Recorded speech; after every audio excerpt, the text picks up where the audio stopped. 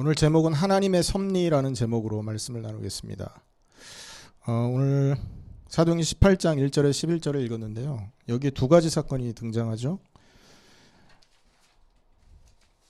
아굴라라는 그 사람을 이제 바울이 만났고, 그리고 5절 이후에부터는 실라와 디모데가 이 고린도 지역에 합류하면서 일어난 전도 운동이 여기 설명되어 있습니다. 그 로마가 지배하던 때 그 이스라엘 사람들이 그 스데반의 환란을 통해서 많이 흩어졌지 않습니까? 그리고 또 보면 이 흩어졌던 사람이요, 로마가 지배하는 많은 이 지역에 이렇게 흩어져서 거주하던 시절이 있었습니다. 근데 오늘 본문에 보면 그 로마의 중심지에서부터 또 이렇게 쫓겨난 한 부부의 얘기가 등장을 하죠. 고린도라는 항구 도시로 쫓겨난 이 부부, 그게 이제 우리가 잘 알고 있는 브리스길라, 아굴라라는 사람들 얘긴데요. 이 사실은 로마라는 그 지역에 살다가 강제 추방을 당했단 말이에요. 사실 그 부부의 입장에서는 이 강제 추방이라는 것이 충격적인 일이고, 인생에서 여러분 어디 그 거주하는 데가 있는데 거기서 강제 추방을 당하는 게 흔하게 일어나는 일은 아니거든요. 그런데 그 일이 벌어졌던 거죠. 그럼 여러분, 우리에게 그렇게 흔치 않는 일이 벌어졌을 때 가끔 그런 질문합니다. 왜 이런 어려움이 우리에게 일어나느냐? 우리 인생에는 왜 이렇게 고통이 끊이지 않느냐라는 질문들을 할 때가 많거든요. 이 아굴라 부부도 그랬을 겁니다.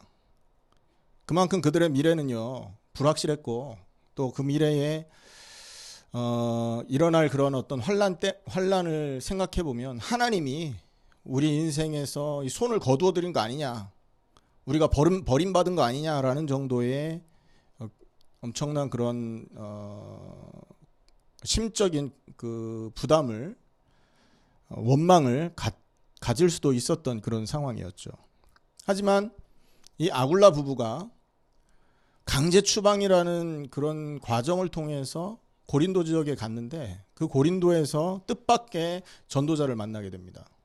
사도 바울이 지금 계속 2차 선교 여행을 하는 중에 고린도 지역에 들렀고, 직업이 같은 이유 때문에 함께 머물렀고, 또 함께 머무르면서 같이 일을 했고, 일을 하면서 뜻이 통하고 믿음이 통하니까 그곳에서 하나님께서 원하시는 것이 무엇인지를 찾아서 그 하나님이 원하시는 일을 함께 하게 되었던 거죠. 그러니까 하나님의 또 다른 손길과 또 다른 어떤 기회를 엿볼 수 있었던 그런 중요한 시간표가 되게 된 거죠. 또 하나의 사건을 우리가 좀 생각을 해봐야 됩니다. 요셉이라는 사람의 인생을 한번 살펴봐도, 요셉이 이 부잣집이잖아요. 야곱이라는 그 당시에 굉장히 이렇게 하나님의 축복을 받아서 큰 집에서 살던 사람인데, 그 사람이 여러 가지 상황 때문에 자기가 원치 않게 노예로, 애굽의 노예로 팔려가는 그런 사건을 당합니다. 거기서 얼마나 원망이 많았겠습니까?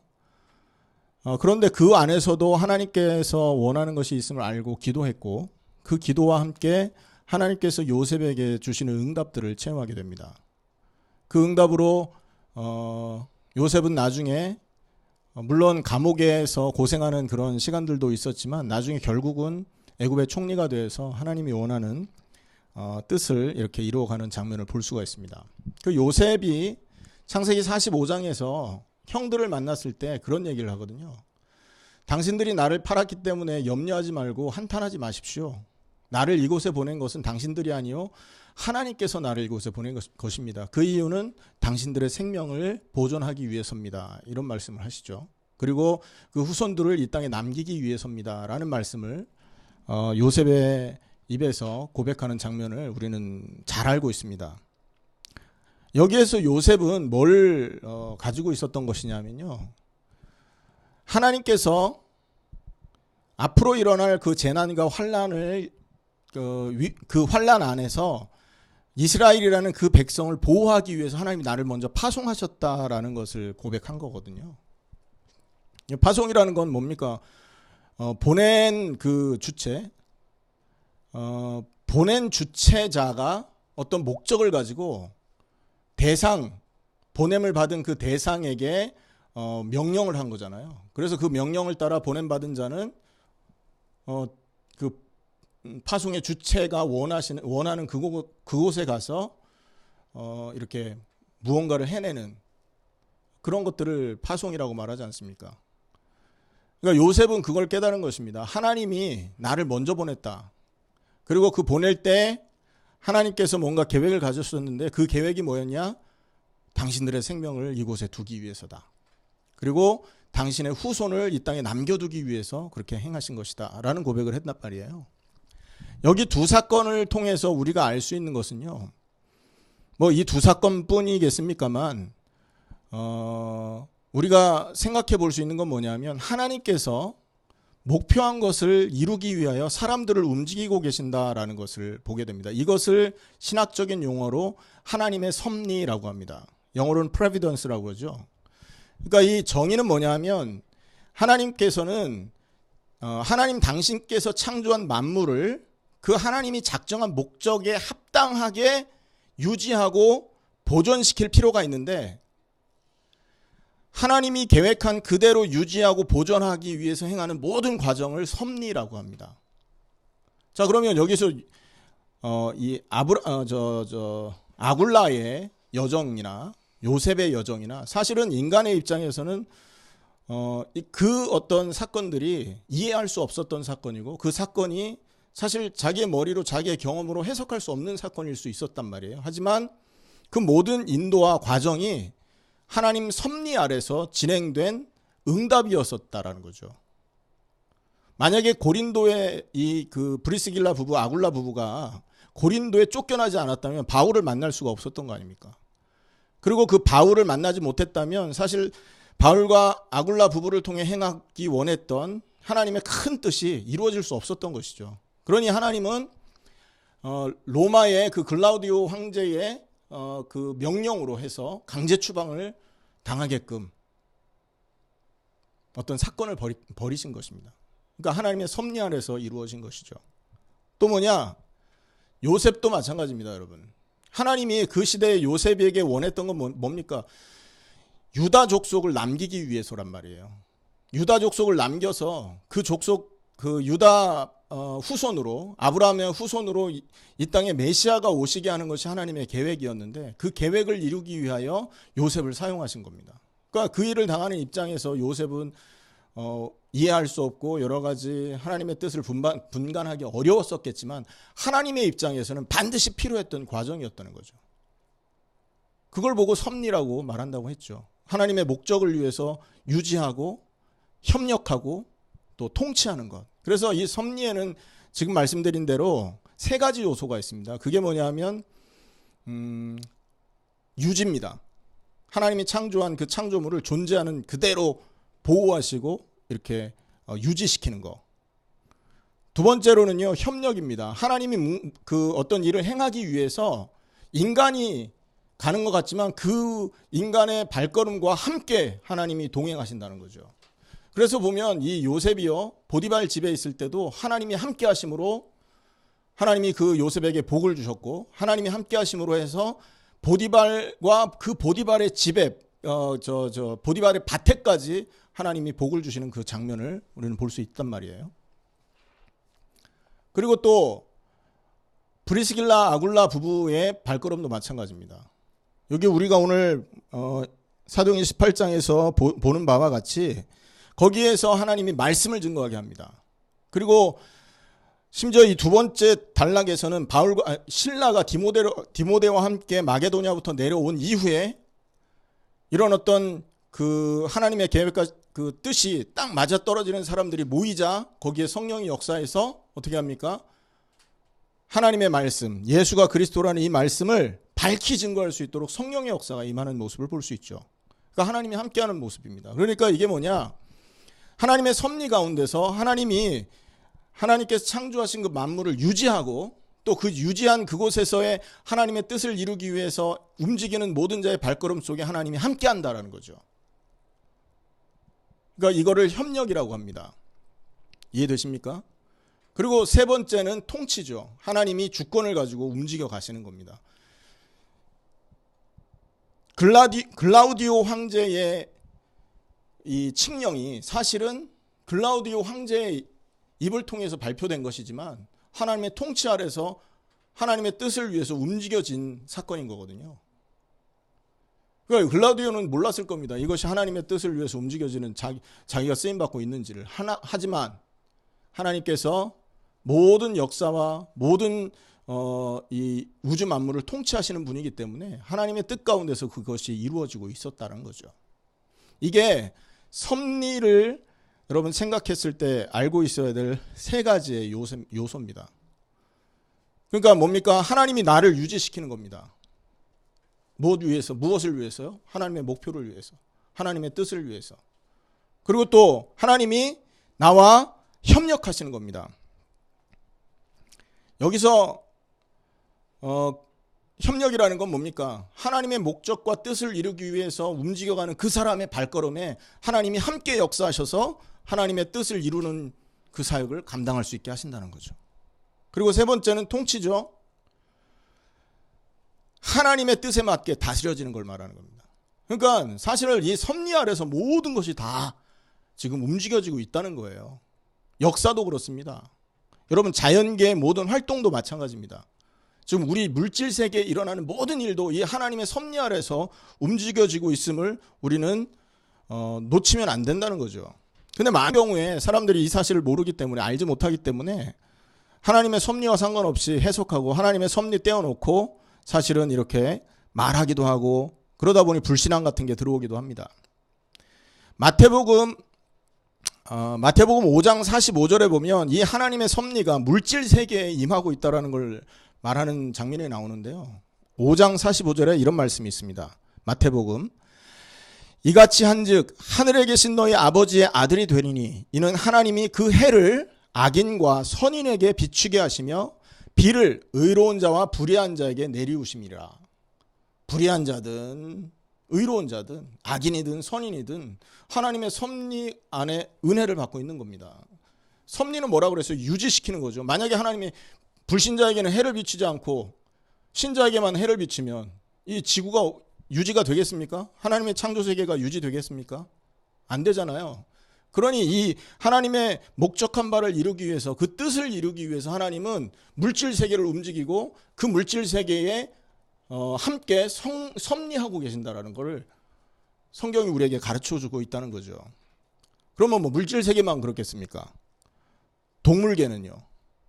여러분 우리 눈에 보이지 않는 사실 미생물까지도 하나님이 움직인다고 우리는 믿는 거예요. 우리가 한 번도 보지 못한 가까이 있는 저 베어 마운틴에 혹시 살고 있을지도 모르는 곰까지도 하나님이 다 움직이시는 겁니다. 뭐 하기 위하여서? 유지하기 위해, 창조를 유지하기 위해서라는 거죠. 그럼 국가적인 사건은요? 여러분 한 나라의 흥망성쇠, 성경에 보면 그 한 나라가 이렇게 부흥하고 무너지고 쇠퇴하고 무너지고 하는 것이 다 기록되어 있는데 그게 하나님의 그 계획과 주권 안에서 이루어진다고 말하는 거잖아요. 그게 하나님의 섭리라는 겁니다. 그러니까 지금 트럼프가 있고 지금 문 대통령이 한국에 이렇게 하는 거 그게 하나님 섭리 아래서 이루어졌다고 볼 수 있어야 되는 거예요. 왜 그렇습니까? 하나님의 뜻과 목적을 이루는데 하나님 입장에서는 그들이 가장 쓰시기에 지금 합당하니까 세워놓은 겁니다. 역사를 바라보면 그렇거든요. 그 시대에 어쩌면 그런 대통령과 그런 지도자들이 있어서 그 일을 해냈는지 보면 우리 참 지혜 없는 인간의 눈으로 해석하기 참 어려운 사건들 많지 않습니까? 우리 그 작은 나라에 일어난 역사도 보면 그렇습니다. 뭐 6.25 전쟁 이후에 일어났던 사건들, 뭐 유엔에 그 유엔군 파병할 때 6.25 때 유엔군이 파병됐지 않습니까? 그때 일어난 사건들 하면 뭐 이런 것들을 들여다보면요. 야, 하나님이 개입하신 게 분명하다. 이런 것을 많이 본단 말입니다. 자, 그렇다면 우리는 어떻습니까? 우리 인생을 한번 뒤돌아보세요. 하나님이 계획하고 하나님이 개입하지 않은 사건이 있습니까? 하나도 없어요. 하나도. 사실 우리가 하나님을 모를 때조차도 하나님이 우리의 발걸음을 인도하셨던 것 같아요. 어떻게 보면. 왜냐하면 하나님의 뜻을 이루게 만드시기 위해서. 그리고 그 뜻이 저와 여러분을 통해서 완성돼야 되니까 우리가 알지 못할 때도 하나님이 인도하셔서 결국 어느 시간표에 저와 여러분들을 이렇게 한자리에 모은 겁니다. 마치 누구처럼요? 아굴라 부부와 바울이 함께 만나게 됐던 것처럼 여러 가지 사건들을 배경으로 해서 그 사건을 움직여서 어느 결정적인 시간표에 딱 함께하게 했지 않습니까? 똑같은 것이죠. 돌아보면 한번 생각해 보세요. 저 같은 경우는 개인적으로 이 신분 얻을 때 있지 않습니까? 신분 얻을 때도 보면 이 영주권 얻고 할 때 그런 과정도 가만히 살펴보면 하나님이 그렇게 인도하신 겁니다. 제가 뭔가를 해보려고 이렇게 움직이잖아요. 시간이 더 딜레이 돼. 근데 그거 잊어먹고 가만히 있으니까 어느 날 그게 해결됐더라고요. 제가 말씀드렸죠. 주일날 예배드리고 왔는데 주일날이었어요. 토요일까지도 아무 일이 없다가 문을 딱 열었는데 이상한 봉투가 하나 있는 거죠. 처음 보는 봉투입니다. 봤더니 그게 이민국에서 온 서류 봉투예요. 열어봤더니 이상한 카드가 하나 나와. 그래서 전화했잖아요. 이게 무슨 카드냐면서. 생전 처음 보는 카드가 왔는데 이게 뭐냐. 알고 봤더니 그게 영주권 카드였던 거예요. 그것도 주일날 배달이 된 거 있죠. 나중에 뭐 개인적으로 그런 과정들을 얘기할 기회가 있겠습니다만 비자로 왔다가 교회 설립하고 교회 설립해서 세금 내고 뭐 이거 전부 과정 얼마나 저거 힘듭니까? 그리고 한국 나가서 다시 취업 비자 받아가지고 그 취업 비자로 영주권 냈거든요. 이게 사실 이 얘기를 다른 사람들한테 얘기하면 그런 일이 가능해? 이렇게 말하는 사람들도 있어요. 그 당시에는 저는 몰랐습니다. 이게 그렇게 힘든 일인지. 근데 그 이후부터 하나님께서 제 그 인생을 통해서 또 하나님께서 행하실 일이 있기 때문에 그렇게 했다라는 것을 또 알게 하시더라고요. 이런 것들을 볼 때 여러분 우주도 그렇고 자연계도 그렇고 물질계도 그렇고 국가의 역사도 그렇고 개인의 흥망성쇠가 전부 어디에 있다는 겁니까? 하나님의 섭리 아래에 있다는 겁니다. 첫 번째 요소는 유지하기 위해서죠. 하나님이 창조한 이 질서를 하나님의 뜻대로 유지시키는 게 가장 중요한 요소고요. 또 하나는 뭡니까? 그 유지된 그 자연계와 그 피조계를 어떻게 하는 겁니까? 협력하셔서 하나님이 함께 협력하셔서 뭐 하는 거예요? 하나님 뜻을 이루어 가시는 겁니다. 자, 그러면 누구에게 함께 하느냐 말이에요. 이게 중요하겠죠. 하나님이 함께 일하시는 사람이 누구냐 이 말이죠. 그 사람이 어떤 사람입니까? 예수를 그리스도로 믿는 믿음이 있는 사람이라니까요. 아멘. 성경 기록의 목적이 예수가 그리스도이심을 알게, 하나님의 아들 그리스도이심을 알고 그 이름으로 힘입어 영생 얻게 하는 데 있다 말하고 있지 않습니까? 내가 이것을 너희가 성경에서 영생을 얻을 줄 알고 성경을 상고하지만 이 성경이 곧 누구에게 대한 것이다? 나에 대한 것이다. 누가복음 24장 말씀에는요. 못 깨닫고 엠마오로 내려가고 있는 그 두 제자에게 나타나셔서 예수님이 그날 밤에 성경을 풀어서 그리스도가 고난을 받고 해를 받고 죽으실 것 그리고 부활하실 것을 보여주시지 않습니까? 그리고 이 그리스도가 바로 나다. 이 말씀을 제자들에게 얘기하고 있지 않습니까? 성경이 말하는 것은 결국은 모든 족속이 구원 얻는 것에 있단 말이에요. 맞습니까? 예수를 그리스도로 믿는 믿음으로 구원 얻게 하는 데 있어요. 그러므로 하나님께서 성경을 통해서 우리에게 허락하신 그 성경의 가장 중요한 핵심, 우리를 구원받게 하고 우리를 사단의 손에서 건져내시고 우리를 하나님과 동행하게 하는 가장 중요한 핵심, 예수가 그리스도라는 이 사실을 믿는 절대적인 믿음이 있을 때 하나님이 동행하시고 동행하신 그 순간부터 구원받은 하나님의 백성이 하나님의 뜻을 위해서 사용되는 것입니다. 아멘. 불신자는 아직 하나님께 쓰임받는 존재는 아닙니다. 엄밀하게 말하면 물론 악하게 쓰임받는 사람들이 있잖아요. 바로 왕이라든지 뭐 가룟 유다라든지 맞습니까? 악하게 쓰임받는 사람들은 있지만 불신자가 있잖아요. 뭐 하나님의 뜻에 의해서 또 복음에 이렇게 부수적으로 쓰임 받는 경우도 있습니다. 복음 증거하는 데 있어서. 하지만 정말로 하나님의 뜻에 맞게 쓰임 받으려면 어떻게 돼야 돼요? 예수를 그리스도로 믿는 믿음 안에서 구원받은 하나님의 백성이 하나님 주신 언약 안에 거하고 하나님을 사랑하는 계명, 이웃을 사랑하는 그 계명이 나에게 주신 가장 중요한 계명이다라는 사실을 알고 그것을 방향 맞춘 사람에게 하나님이 함께 하시는 거예요. 맞습니까? 그 사람의 발걸음에 하나님이 역사하는 거고 그 사람의 인생 속에 하나님이 개입하셔서 하나님의 뜻을 이루어가는 그 축복 속으로 우리를 이끌어 가신다는 것이죠. 하나님의 섭리의 요소 가운데 세 번째 요소가 또 있습니다. 그게 뭡니까? 통치라고 하셨죠. 통치. 이건 하나님의 주권을 말합니다. 섭리 안에서 하나님이 우리를 이끌어 가시는 거예요. 우리를 통치하시는 거예요. 그래서 하나님은 우리의 왕이라고 말하는 겁니다. 아멘. 그래서 그리스도는 우리에게 참 왕 되신 분이다라고 말하는 거죠. 성경에 보면 이 통치는 뭐냐 하면 하나님께서 피조물을 존재하게 하신 그 목적에 맞게 다스리시는 신적인 활동이라고 정의를 합니다. 통치를. 이해되십니까? 하나님이 원하시는 목적에 맞게 다스려가는 겁니다. 우리의 인생을 하나님이 원하는 목적에 맞게 다스려가는 거예요. 큰 일이든 작은 일이든 일반적인 일이든 특별한 일이든 선행과 악행이든 모든 영역이 바로 이 하나님의 통치의 대상이 되는 겁니다.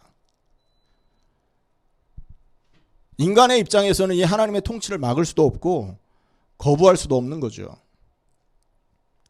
심지어 있지 않습니까?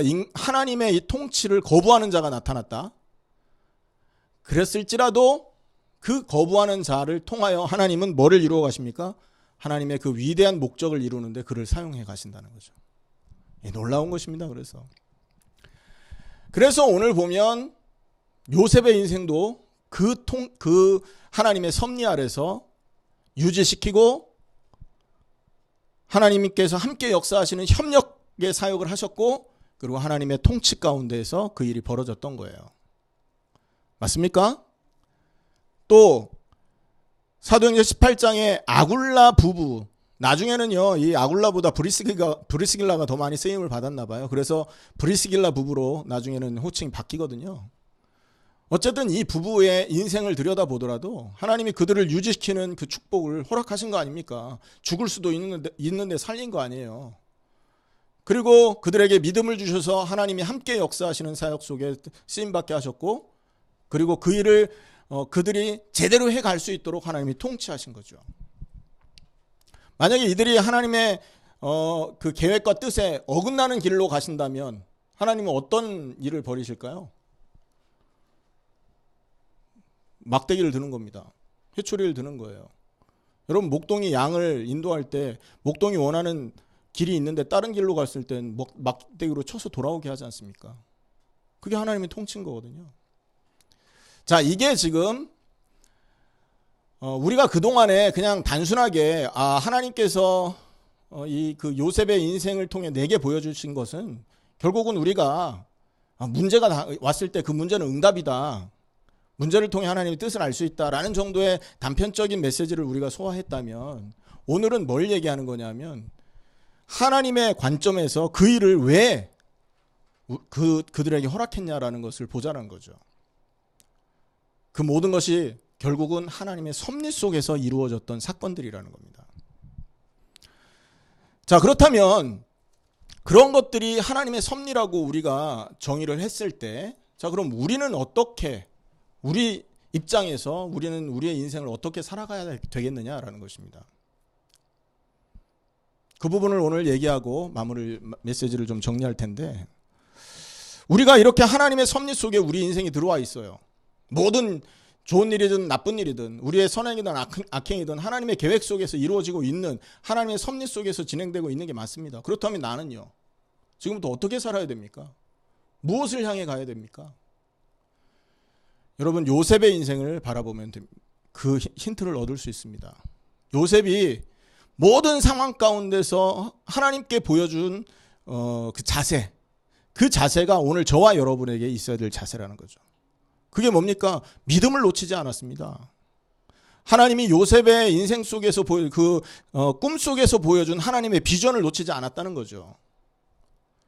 자, 그럼 우리가 가지고 있어야 될 믿음은 뭡니까? 그리스도를 통해서 보여주신 은혜와 그리스도를 통해서 이루어질 비전을 우리는 가슴에 품고 살아야 된다는 겁니다. 맞습니까? 그럼 그리스도 통해서 보여주신 은혜가 뭡니까? 십자가의 구원이에요.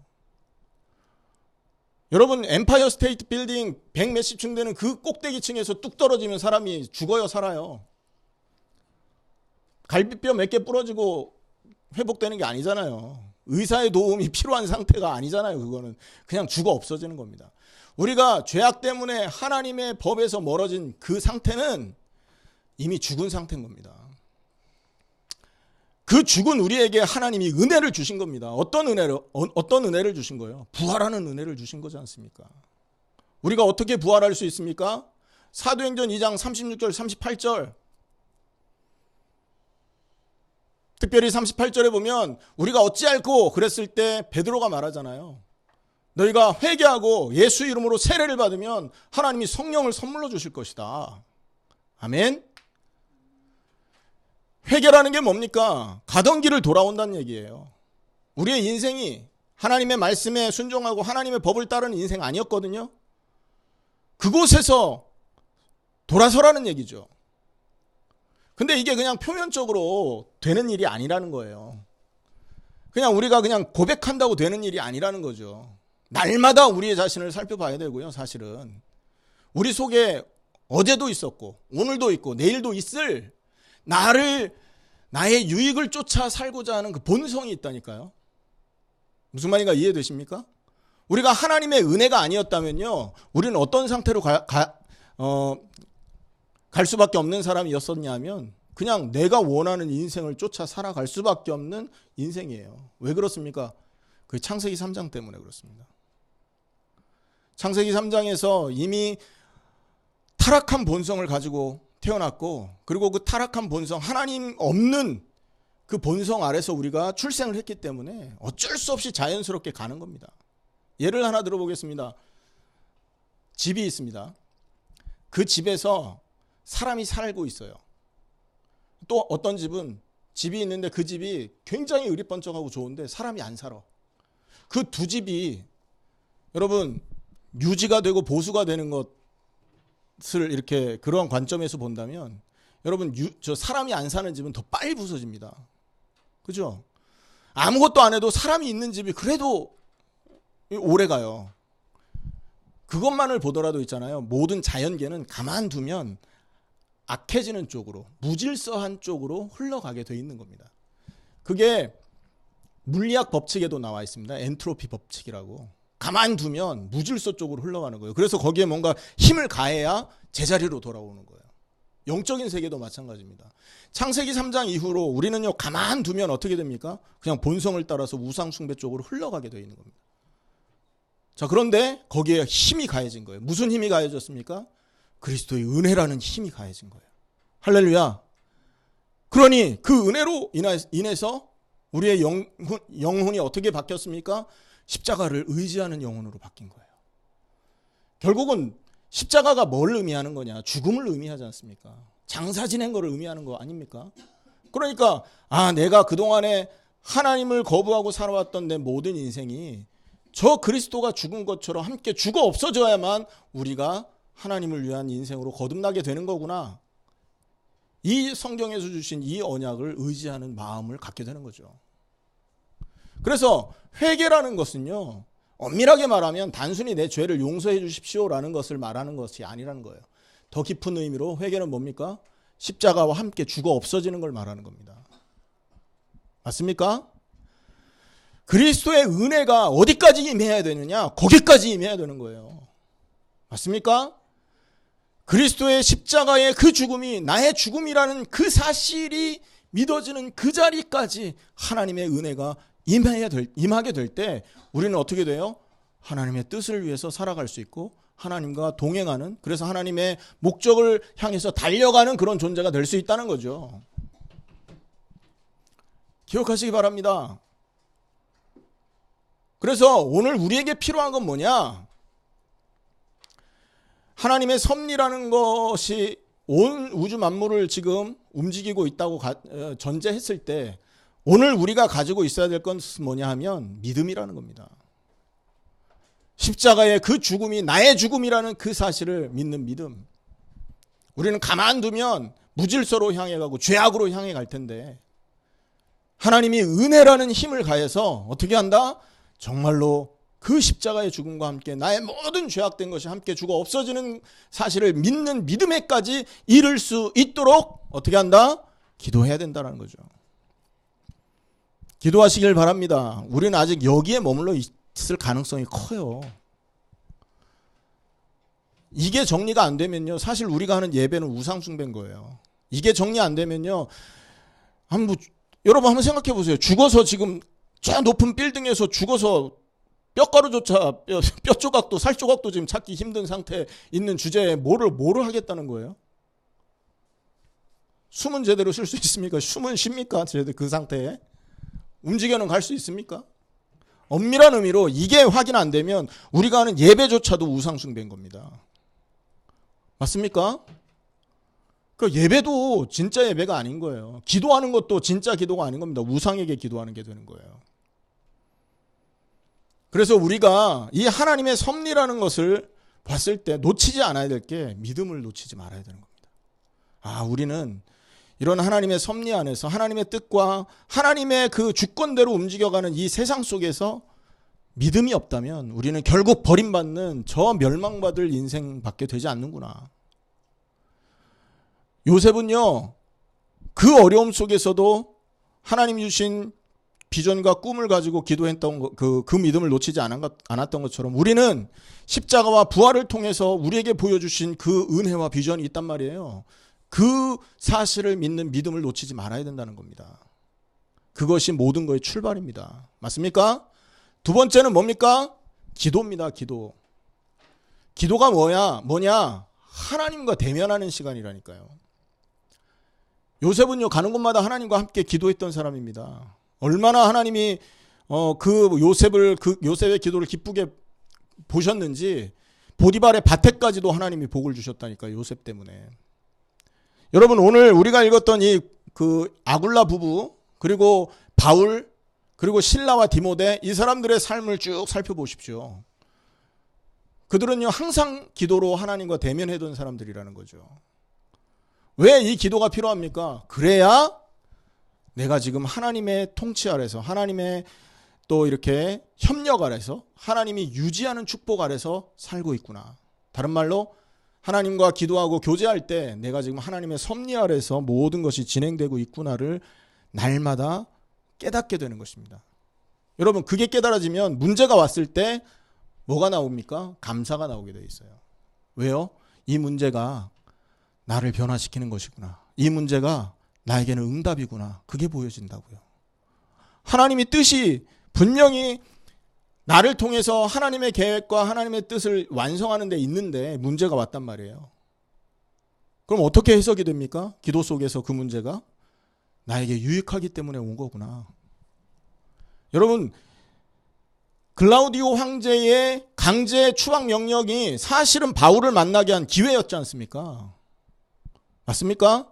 기도 안에서 글라우디오 황제의 그 추방 명령을 바라볼 수 있었다면 사실을 곧바로 알 수 있었을 겁니다. 이 아굴라 부부도. 하나님이 무언가 중요한 뜻을 행하기 위해서 유익하기에 나에게 주신 사건이구나.